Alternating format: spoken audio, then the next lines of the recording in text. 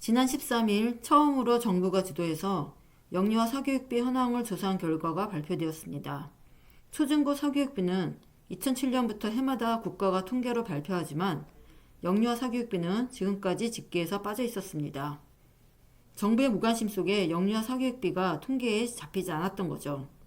영유아 사교육이 사각지대에서 방치된다는 지적이 나오자 통계청은 2017년에 시험조사에 나섰습니다. 하지만 결과도 알려지지 않은 채 중단되었습니다. 무려 8년이 지나고 이번에 교육부가 통계청에 의뢰해서 조사가 이루어진 겁니다. 이번 조사 기간은 작년 7월부터 9월까지 3개월이고 조사 대상은 6세 미만 영유아 13,241명입니다. 어린이집 특별활동과 유치원 특성화 프로그램, EBS 교재비, 어학연수비 등은 조사 항목에서 제외되었습니다. 그러니까 부모가 순수하게 학원에 지출한 비용만 포함된 결과입니다. 원래 공교육과 사교육은 교육의 비용을 누가 부담하느냐에 따라 구분됩니다. 사교육은 개인이 교육의 비용을 부담하여 제공되는 교육이고, 공교육은 국가가 국민의 세금으로 조성된 공공비용으로 제공되는 교육입니다. 교육 내용의 측면에서도 공교육과 사교육은 구별되는데, 예컨대 공교육은 공통교육과정에 따라 누구나 알아야 할 보편적 내용을 전달하는 데 중점을 둡니다. 따라서 어린이집 특별활동과 유치원 특성화 프로그램, EBS 교재비, 어학연수비 등도 부모가 비용을 지급하거나 공통교육과정에서 벗어난 내용을 다루면 전부 사교육에 포함해야 하는데 이번 사교육비 조사에서는 빠진 상태입니다. 만약 전부 포함했다면 사교육비가 훨씬 더 많이 나타났을 겁니다.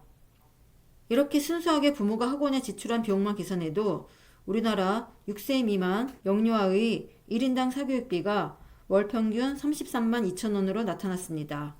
과목별로 보면 국어, 영어, 수학을 포함한 일반 과목과 논술 과목이 34만 원이고 영어가 41만 4천 원으로 가장 높아서 평균액을 끌어올렸습니다. 이른바 영어 유치원으로 불리는 유아 영어 학원의 월 평균 비용은 154만 5천 원이었습니다. 이처럼 영유아 사교육비가 많은 것도 문제지만 더 심각한 것은 소득 규모별 사교육비 격차가 크다는 점입니다. 월평균 소득이 800만 원 이상인 가구와 300만 원 미만인 가구 사이의 격차가 무려 7배에 육박합니다. 사교육 참여율도 차이가 컸는데 800만 원 이상 가구의 사교육 참여율은 62.4%, 300만 원 미만 가구는 29.5%로 나타났습니다. 고소득층의 영유아가 저소득층 영유아보다 2배 이상 더 많이 사교육을 받는 거죠. 초, 중 등과 달리 영유아기는 의무교육 대상이 아니고 공교육 인프라도 부족한 편인데요. 이런 틈새를 사교육 시장이 파고들면서 출발선부터 격차를 크게 벌려놓고 있는 겁니다. 통계도 잡히지 않은 사각지대 속에 사교육을 받는 영유아의 나이는 갈수록 어려지고 기회의 격차도 걷잡을 수 없이 벌어지고 있는 겁니다. 제일 심각한 것이 영어 유치원으로 불리는 유아 영어 학원입니다. 학원이기 때문에 유치원이라는 명칭을 붙이는 것이 불법인데도 영어 유치원으로 버젓이 운영하고 있는데요.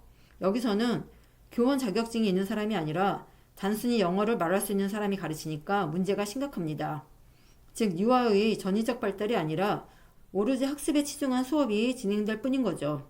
그런데도 많은 부모가 자녀의 영어 공부를 위해 학원을 보내는 실정이고 이런 부모의 불안을 이용하여 고액으로 폭리를 취하고 있는 것이 소위 말하는 영어 유치원입니다.